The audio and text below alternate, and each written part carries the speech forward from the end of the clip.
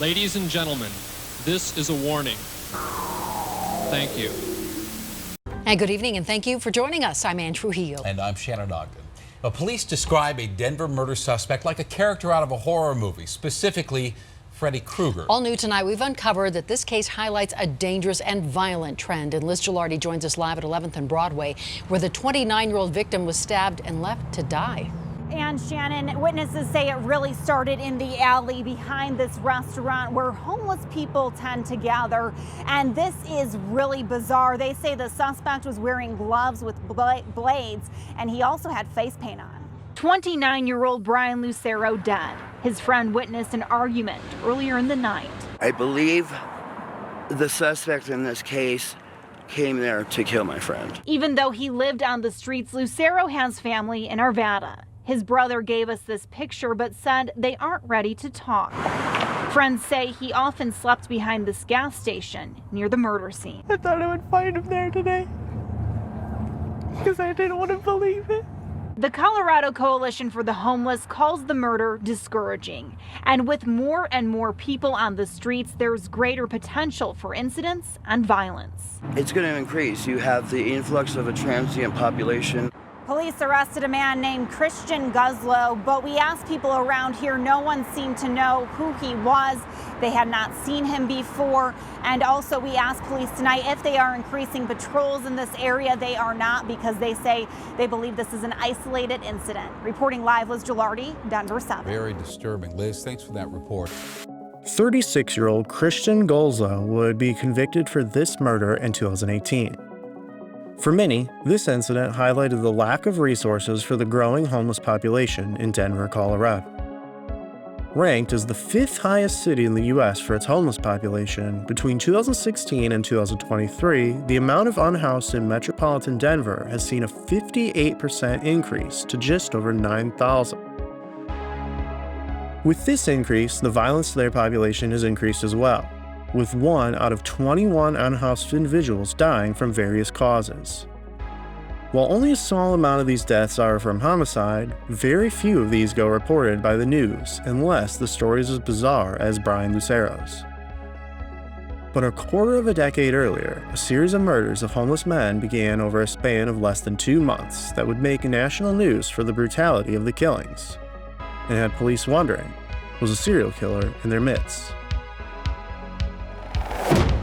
Goes on in San Francisco for the man known as the Zodiac Killer. There could be a serial killer in Chicago. The Oakland County child killer, phantom killer. Frankfurt slasher. 4 children have now been murdered. Has killed 5, says he's going to kill again. 15 brutally murdered young women. The pattern is the same. One by one, the death count started rising. A man in a mask robbed, tied, and stabbed them. Strangled, stuffed in burlap bags. It is highly unlikely that these women were murdered by separate men. Where will the killer strike next? Police can't answer who or why. That's the question that we'll never know. I don't want to live the rest of my life wondering if this person's going to be caught. I believe that there's someone out there that has knowledge. And he's probably still at large. If you know Ruin Road, you know we value our privacy. But in our personal life, it's not always easy to maintain. Whether we know it or not, sites will mine our data like full name, email, health records, and more, which they will sell to scammers, spammers, and anyone else who wants to snoop. That's why we started using Aura, the sponsor of today's video. Aura shows us which data brokers are selling our personal information and automatically submits opt-out requests on our behalf. This not only reduces the amount of spam you'll get, but protects against hackers who can use this information to gain access to our social media, bank accounts, and other sensitive information.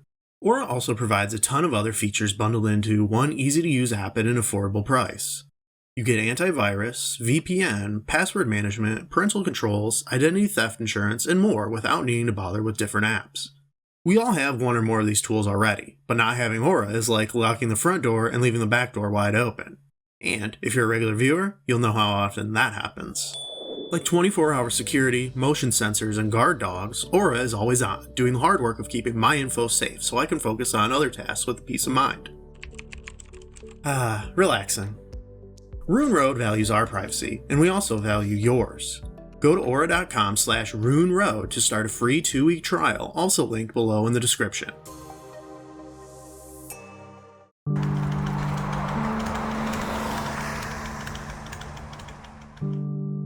Known as LoDo, the lower downtown area of Denver is an area of trendy bars, restaurants, and clubs that draw in thousands of visitors. Advertising itself as a link between the city's past and present, the oldest neighborhood in the city had begun its revitalization in the late 1980s. In 1995, Coors Field would open, and in the year 2000, Pepsi Center would be noted for its achievements in turning what was once numerous vacant buildings and overgrown fields into this now vibrant hub.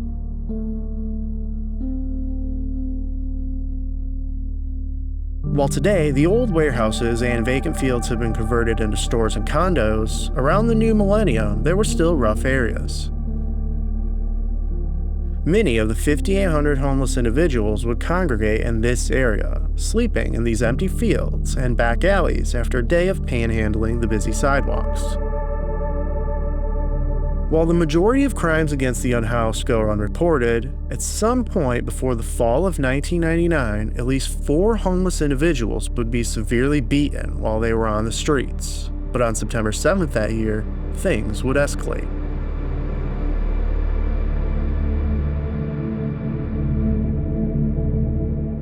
That morning, a man making a delivery to what was now the Cortland on Blake apartment complex would notice 2 bodies underneath the loading dock. 51-year-old Donald Dyer was known to have worked on a farm in Keensburg, but would frequent downtown Denver. Beside him was 62-year-old George Worth. Both of them had died from being beaten about the head and upper body. It was the next night when 47-year-old Melvin Washington went to sleep on a steam grate on Skyline Park, across from the 16th Street Mall. He would be found bloody and unconscious along the 18th Street sidewalk on the north side of the park, eventually succumbing to his wounds a week later on September 15th. It was a week and a half later when the next murder occurred.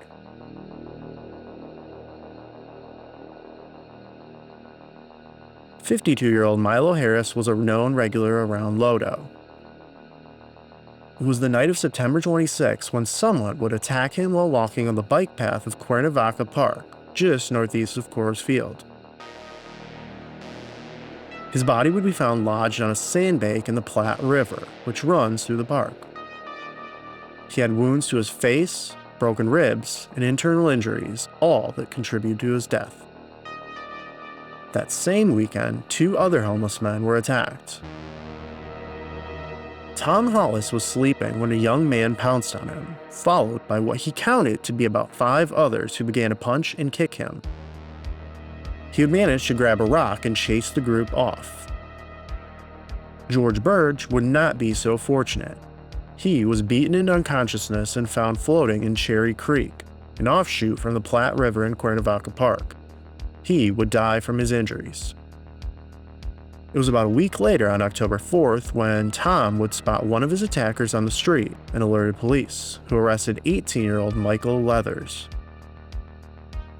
Michael was one of a group of young men who had been confronted by police after noticing he had bloodstains on him that night, but they all escaped. Police would collect a sample of his blood to run against the other 4 murders and wait for tests to finish. But while Leathers was locked up, another body would be discovered.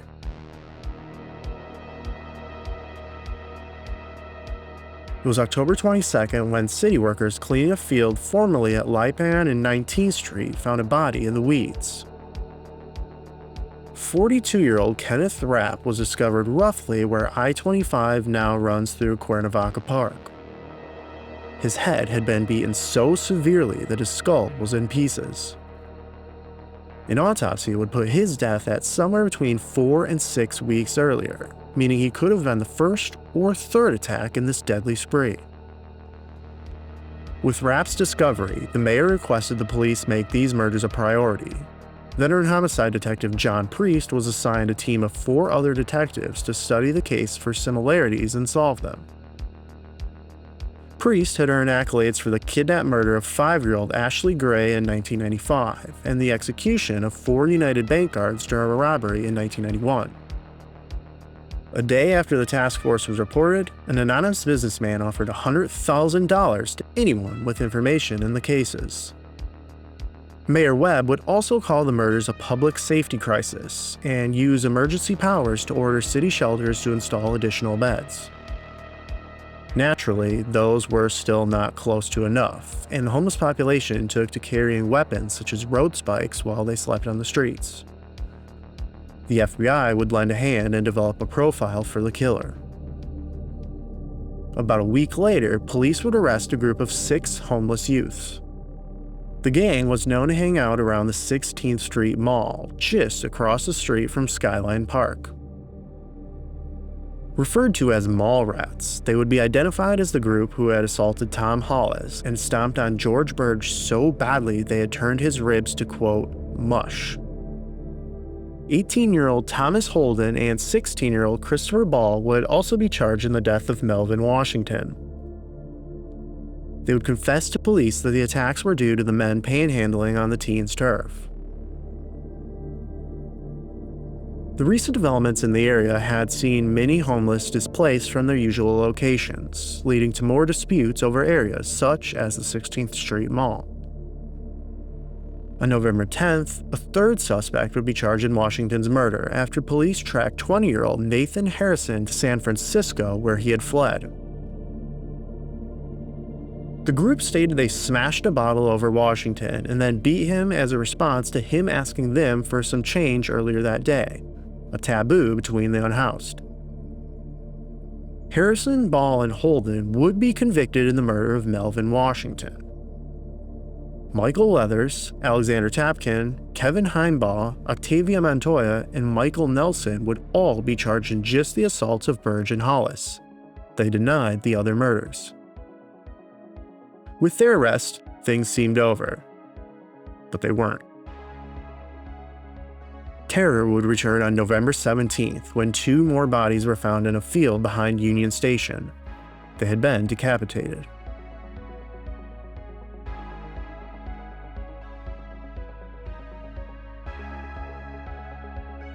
Harry Redden was 46 years old. Joe Mendoza was 50 and an ex-boxer who stated he wasn't afraid to sleep in the field because he could still take care of himself. Over 100 police officers were called in to search the field. Lawnmowers were brought in to cut the weeds down. A coroner would estimate Redden had died about 6 weeks prior, putting his death somewhere in the spree with the others, while Mendoza had been killed much more recently. Both had been beaten to death less than 300 yards from each other. A few weeks later, police would state they weren't sure the men had actually been decapitated or if animals had eaten away at them.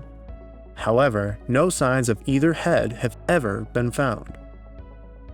The homeless population was plunged back into fear, arming themselves with whatever weapons they could find and begging for rooms at the overcrowded shelters. Police would investigate a different gang, known as the Freight Train Riders of America, and their involvement. Suspected in as many as 300 murders along railways across the country, the gang was known to beat up other unhoused people if they refused to join. But in the Denver cases, no links could be found. Another suspect was 37-year-old Rodney Polk, who was arrested for using a board to beat a man sleeping in the doorway of a building connected to the 16th Street Mall. The detectives would eventually be reassigned to other cases. Talks of a serial killer changed to copycats following the initial murders. But what if it didn't stop there? In fact, these murders may have just been the middle section of a crime spree spanning multiple years and cities.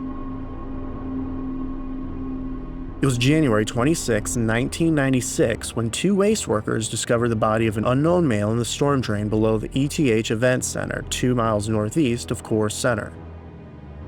The man was believed to be over 30 years old, homeless, and have degenerative bone disease. He was too decomposed to determine a cause of death.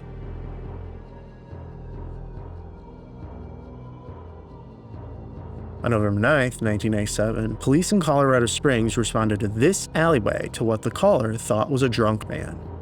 Instead, they found the body of 54-year-old Michael Dobbins beside a trash can. The transient had been stabbed to death. Across the street is Dorchester Park, which was a popular spot for homeless, but Michael was believed to be living at a camper nearby. The former chef and amateur artist had moved to Colorado Springs a year prior to be near his daughter, but a drinking problem led to his current housing situation.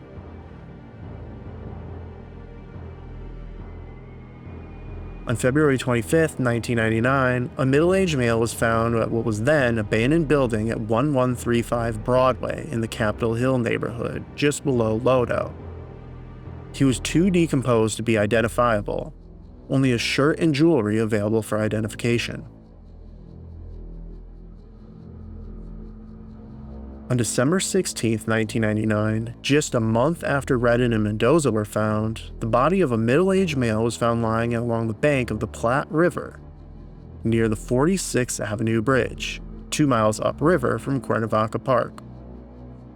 The official report stated the victim had been burned beyond recognition, and that was an accidental death due to high levels of alcohol and tranquilizers found in his system.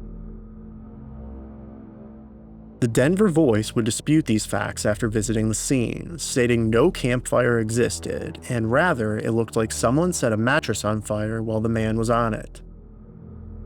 In 2022, he would be identified via DNA as 52-year-old Preston Christensen from Minnesota, though no further details or a photograph were released. In July 2000, a Denver City cleanup crew found 44-year-old Mark Warren Davis's body hidden between rocks under the 6th Street Bridge over Cherry Creek, less than a mile south from where the John Doe with Mexico shirt was found. A knife was left in his neck and his skull had been fractured. Later that month, on July 22nd, 51-year-old Richard Dean Myers was found in Sand Creek Park, just east of Denver in Aurora. Believed homeless, foul play was not ruled out in his case. An exact year after the September 1999 crime spree, police in Colorado Springs and Denver would compare a string of attacks that left at least one dead. On September 1st, 2000, a group of men attacked a 38-year-old man. 1 week later, another man was attacked in the same area by 5 men. The first reported attack in the city was back in May, when 44-year-old Leonard Berzinski died in the hospital from a beating he had incurred during a robbery. 2 men, Michael Wolfmull and Trinidad Miles, would be arrested for his murder. The hospital and local soup kitchen reported an increase in homeless being attacked. San Edwards of the Marion House Soup Kitchen stated, "Fighting amongst homeless people is common, but this is different. This is harder and more intense." These attacks would reach their peak on September 9th, when police would find 42-year-old John Jones beaten and stabbed to death underneath the South Caneo Street Bridge. He was noted as a transient who had just left the shelter a week prior. Colorado Springs police would consult with Denver PD, including John Price, who would state that he did not believe the murder linked to the Denver killings. Then, in July 2002, 31-year-old Sean Hannafy would be arrested for the murder of his former roommate, Ed Brown. While being interrogated, Hannafy would state that he killed 6 others, including Mark Davis, which he provided unreleased details to confirm. His lawyer stated that Hannafy had suffered from fetal alcohol syndrome, child abuse, and was mentally handicapped, resulting in him making delusional statements. He would get a life sentence for just the murders of Davis and Brown. Those other 5 murders? Unlike an episode of CSI, this story doesn't have a deep bow. None that he confessed to were the Denver homeless killings. His first claimed murder was an unknown male in January 1989 at the Fisherman's Wharf in San Francisco. The second murder was another unknown male in SF somewhere between 1991 and 1992. He then moved to Denver and says he killed James Holman on February 13, 1992. Robert Farrell was found stabbed to death in his apartment on September 15, 1992. Anthony Carr's stabbed body was found wrapped in a blanket underneath his Christmas tree on December 29, 1992. Hannafy was questioned at the time for all 3 Denver murders, all of which occurred in apartments in the Capitol Hill neighborhood. He also could not be the killer in the 1999 murder spree, as he was sent to jail on July 28, 1998 for selling stolen items from Ed Brown. For 2 hours, Brian Crescenti heard the confessions of a brutal killer. In a jailhouse interview, Sean Hannafy described how he killed possibly 8 men. I enjoy killing people. When I'm doing it, I enjoy killing people. 31-year-old Hannafy says he killed his first victim, a stranger in San Francisco, when he turned 18. He wasn't caught until this August, after killing Ed Brown, the only victim who wasn't random. Why did you kill Ed Brown? He double-crossed me.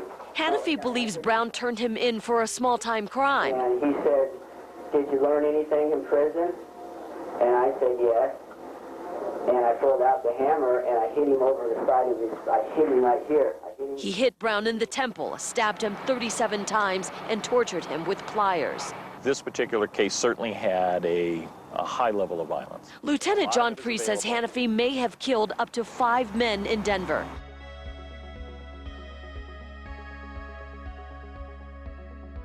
It was reported that in 2013, a spike of 7 homeless were killed, with only 1 of the cases solved. However, yet again, no news outlets picked up the story, and today, just 1 case is active on the Denver Cold Case website.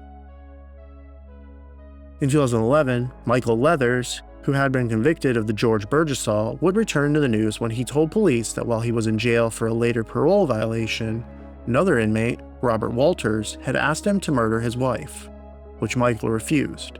While Walters would never murder his wife, he did beat his ex-girlfriend Brittany Bashers to death in an attempt to fake a car accident in 2009, and Leathers would testify that Robert said the 2 women were two-timing him.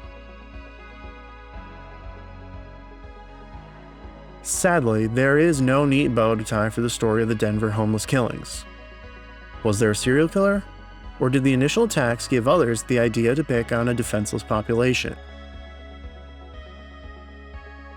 Whether connected or separate, as the city continues to experience a surge in the unhoused, many more continue to fall victim to crimes. How many of these are connected? Short of a confession, we may never know if a serial killer is stalking Denver's homeless on the streets.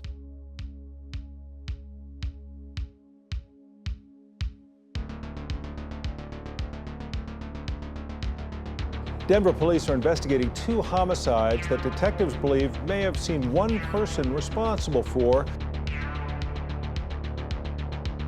Both murder scenes on the South Platte River bike trail. Both were believed to be homeless.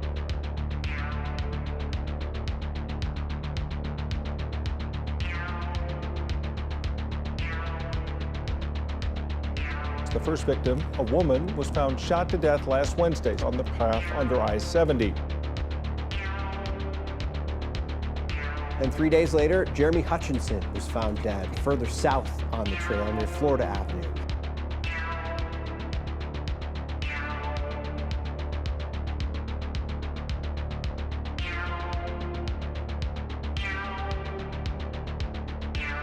Nearly 1 week after Denver police determined 2 homicides along a popular bike path were connected, they now have a suspect in custody. Tanner Fielder was connected to the killings after a shots fired incident back on September 12th. He was arrested in Black Hawk yesterday. Police have not released a motive just yet.